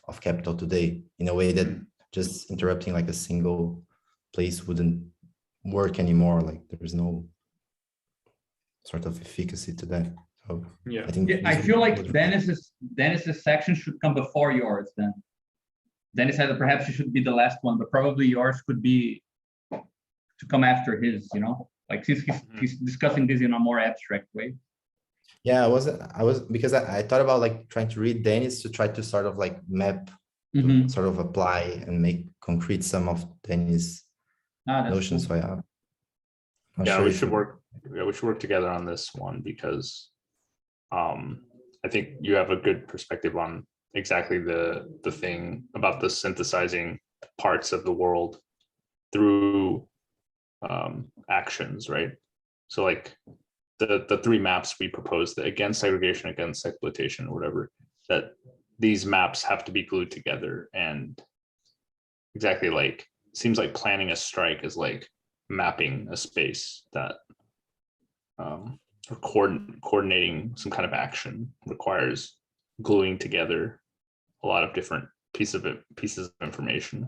So it's a very concrete way to imagine this kind of construction process. Yeah.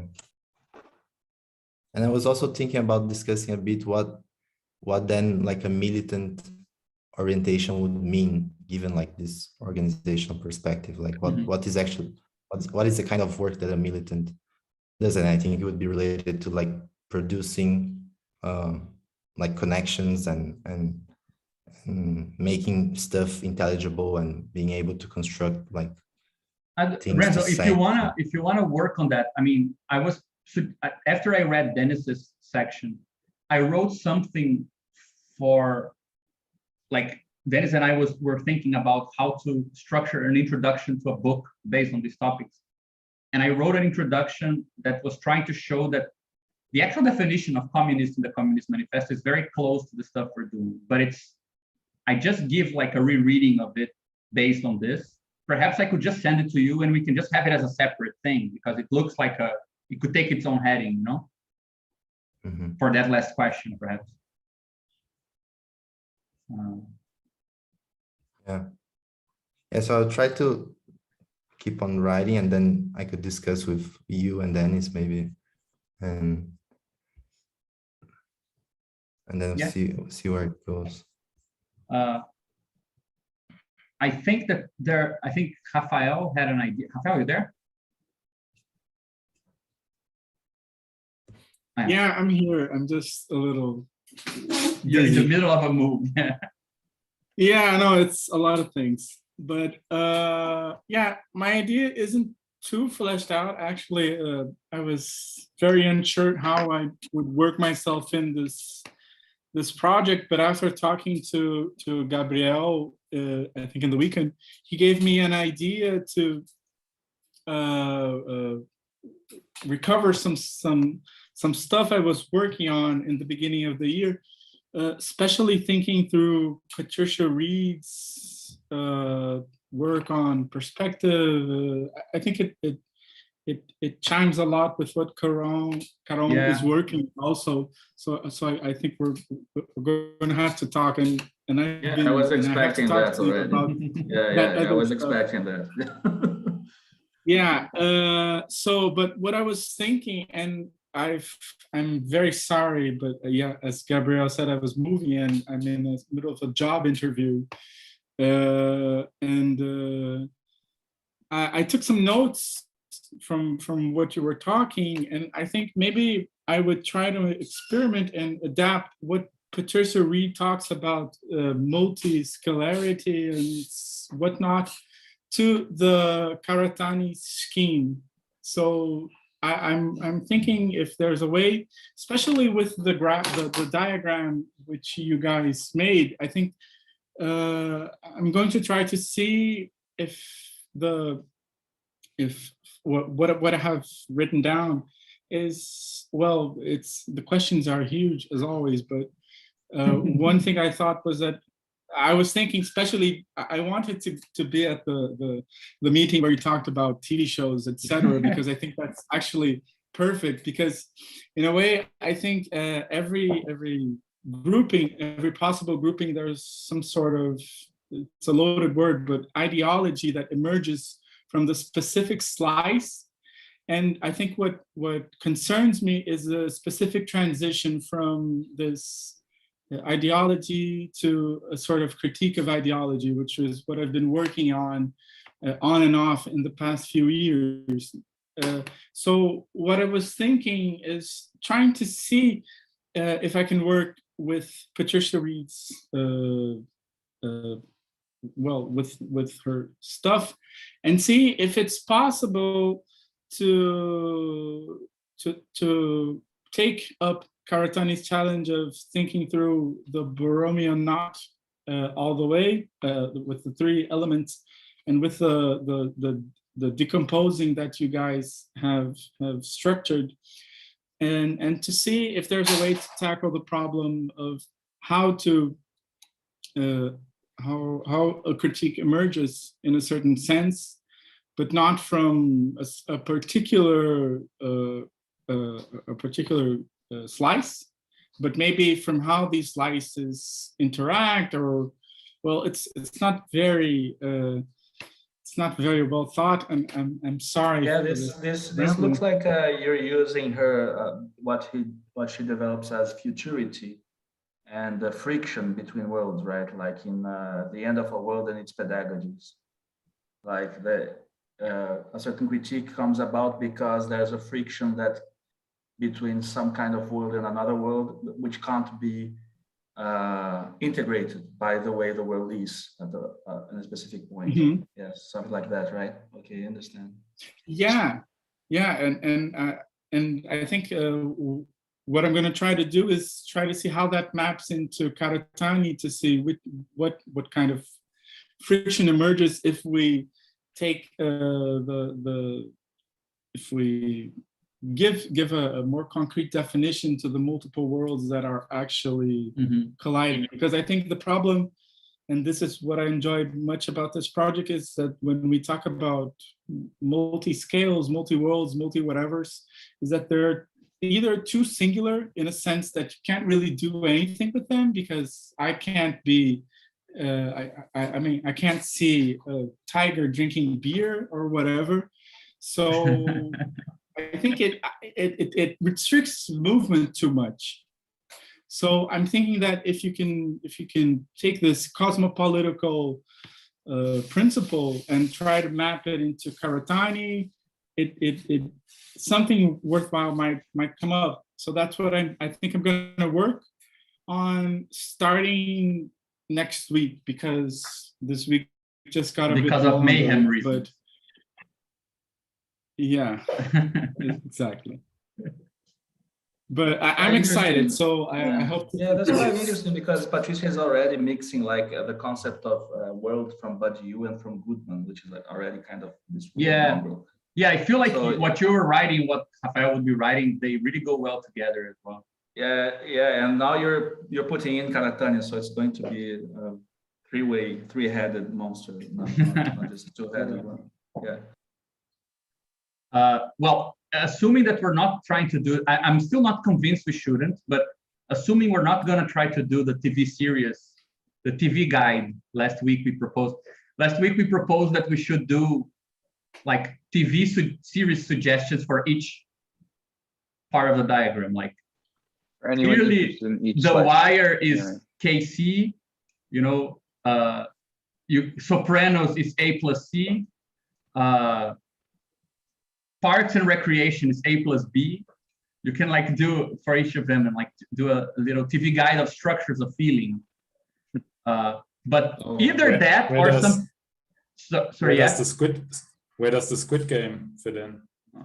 My opinion is that the Squid Game is very overrated. I think it's. It's a poor man. The Squid Game is a poor man's 2%. Yeah, exactly. It's like A+C, but kind of very poor modeling. I don't know. But there is something I thought, I mean, I wanted to run past by you guys. I thought of doing, I mean, there are two things I think we could add to the text, just because we know we're like doing a weird presentation with a bunch of stuff, but also we want to see if people get interested in this, right? So there are two things I thought we could add to the text. I can mention them again on the WhatsApp since a lot of people are not here anymore. But one of them is that we could have a section just about, like at the end or at the beginning, just have something telling people that the group is open, people can join in, like just a general invitation. I think it's something worth writing, because the fact that you can come from a different kind of background and it fits.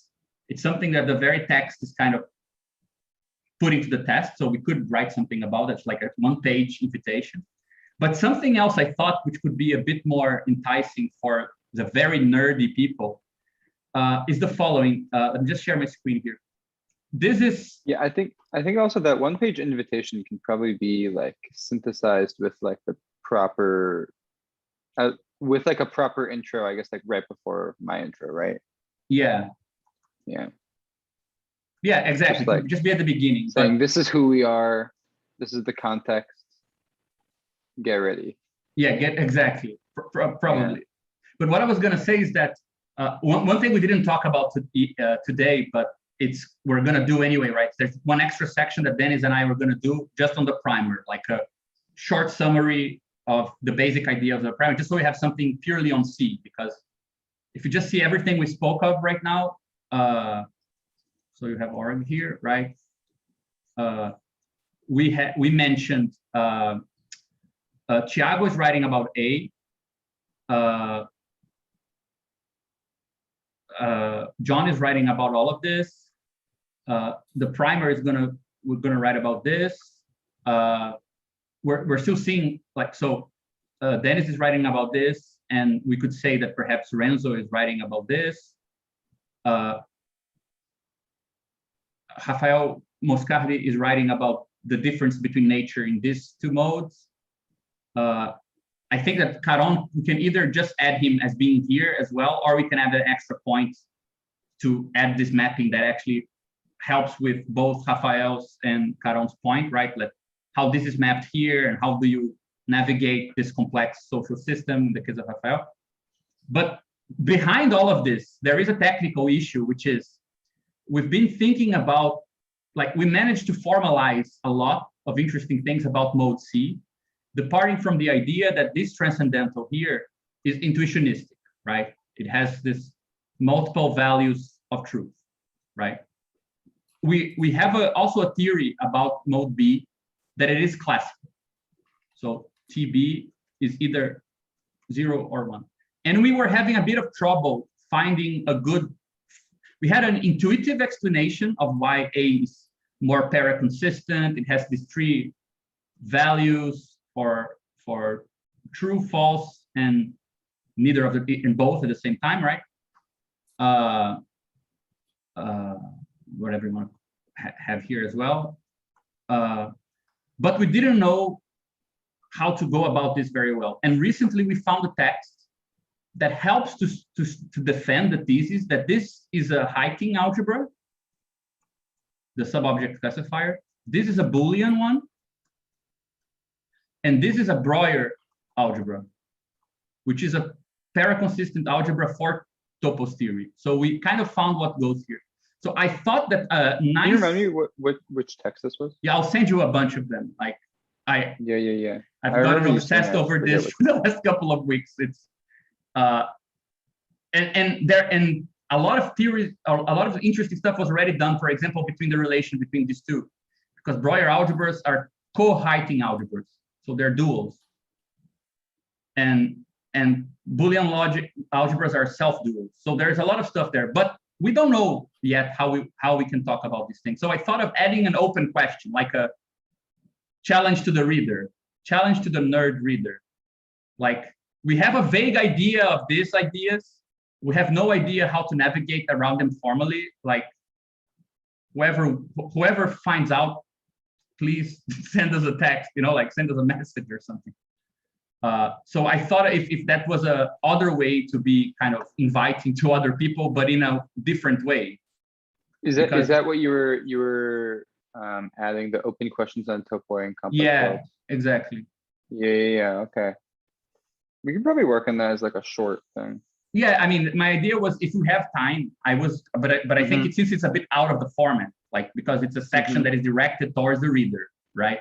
We'd be like, this is an open question to make this approach consistent. Like, yeah, the sort of it thing could even be an appendix at the end. Yeah, in case we exactly. want to Something add like a tiny bit of jargon.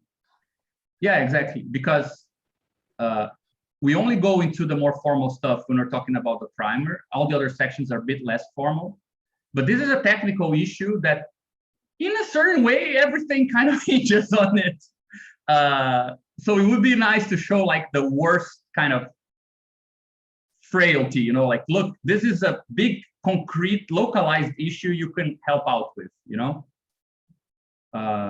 And I think that just putting it to paper wouldn't take that much. Like, a couple of pages should be enough. It would have nice diagrams and arrows. I mean, who doesn't love arrows? So it could be an interesting thing to add, And I do think that at some point we would have any way to stop and talk about it, because it's a really crazy kind of new line of study in topos theory that it's not true. I mean, from these guys, they conclude that it's not true that you should assume that topos logic is naturally intuitionistic. It's very interesting. So I don't know if we want to go totally crazy. Some we extra can time to help out with that at the end. Yeah, let's meet and and see if we can come up with. Okay, cool. This helped clarify a lot. I'm ready to write now properly. Good. Yeah. I mean, if we're honest about it, we probably have a book here. Probably gonna. Yeah, a small one. Yeah, a little booklet. Or even a big one. Yeah. Also, I mean, we already fucked up lengthwise. They told us just do whatever size of text you guys want, so it's on them. I think it's gonna be bigger than they expect. Yeah, I think it's bigger than they expect, but forgetting for one moment that they might hate it in terms of the size. I send you guys through the WhatsApp group just a couple of snapshots of the last printed edition that they did. Like they really take an effort, like, and it's filled with diagrams and stuff. So I think we can be like excessive with that stuff as well, not be too cautious, and that's fine. You know, if we want to have images and stuff, like they seem to be interested in adding a bunch of noise to their text. Cool. Great. Okay, so I think now that I think of it, I think we have 11 sections planned. Do we? Yeah, between 11 or 12. How many pages per section are expected? Okay. Yeah, we're trying to do like keep it under 7. We're trying to keep most of them. Which is a book already, like 100 Yeah, pages. originally we were Almost saying 100. keep it under 4. Yeah. Hopefully, yeah, I mean, I think everyone should aim to keep it like around 4 pages. That would be amazing. And if we fail, because there is a small chance that they're just gonna come back to us and say this is too long. Yeah, I think they will be scared, which is not a problem because we can just fucking have a shorter version and have like a website up with everything. It might even be a better format. So even the worst case scenario. Go back through and because there might be a lot of redundancies between sections. Yeah. With cross-referencing and things that might help. Yeah, but it's not hard to imagine that, you know, if Efren gets psyched into writing something, if other people are up for writing something, it could easily go over 100 pages, and perhaps they want to publish as a separate thing, you know, rather than as a text in a, we don't know. So yeah, okay. Someone can write a review of Squid Game and A+C. Yeah, it's a good thing we don't have like 2-3 months, because I'm sure we would just come up with like random sections to add, like TV guides and food that goes with it, like representative foods. I think the TV guide is the best intro possible, but I'm not sure if it's too cringe for people, but I honestly think it would be a good idea, like a really short thing. Everyone pitches in. We can just have like, you know, and I love that we came up with the conclusion that Twin Peaks is the only TV show that is about mode A and nothing more. Like it's as if state and capital don't exist. They're only personal relations. That's why it's so crazy. Like if you try to pretend like nothing else exists, what you get is this metaphysical backdrop, right? Everywhere where infrastructure should appear, abstract domination should appear, you get metaphysical unease. And the only real thing are personal relations. I think that's a really strong thesis, in fact. Yeah, Twin Peaks perhaps, but I'm thinking about David Lynch's world more generally. Like in Mulholland Drive, you get, you know, studio suits that decides things, and the guy is oppressed by suits. Yeah, but for example, the rationality, right? Remember the scene where they decide this is the girl, right? Yeah, for instance. Yeah, but it's totally like opaque, right? The reasoning. These guys are like from another planet. But isn't this kind of something that is part of abstract domination in certain sense? Yeah, Like, no, I we think don't that's really know why. I mean, exactly. But I think that it's not for nothing that he's a genius of this sort of abstract unease, because he's totally uninterested in the actual structure, right? Yeah. I like Zizek says that David Lynch invented a ridiculous sublime. Like, it's totally ridiculous, it's totally pedestrian, but it has no structure behind it, so it becomes weirdly sublime, right? The guy spitting the coffee, and like, why are you doing that? Like, why did you choose this girl over the? Like, everything becomes so existentially horrendous, right? Other authors would just, artists would just like name names, like, this guy's doing it because it will make money. Like, no, why is he choosing the girl? And the FBI agents, like, they work through mysticism. I was going to, If you've seen his paintings, they give a very similar vibe. It's true. Which scene? What? Sorry? His paintings. His paintings. Have you seen his paintings? He was originally a painter. Yeah. And for example, if you move the structure of feeling of Twin Peaks to X-Files, like X-Files, the abstract structure of the state becomes concrete. And now it's only capital that has no face, like no name. So everything which has to do with parasitic things that exploit people, they become alien, right? And the state gains form. So you could say like Twin Peaks is A, X-Files is A plus B. That works, man. Like, you could do it for everything. It'd be really cool. Mad Men is a good A plus C, I think. Yeah, Mad Men could go there as well. This will just have to be the sequel to this paper, I guess. Yeah. An analysis of every. Also, I mean, at some point we need to discuss titles, right, for the paper. Like. True. But we can do that some other time. Mm-hmm. Anyway, guys, I need to run anyway. I need to Okay. See ya. Christian, it was a pleasure meeting you, man. Hope we can chat more. Yeah, nice to meet you, Christian. See everyone. See you. See you later. Great meeting, guys. Good meeting. Bye-bye.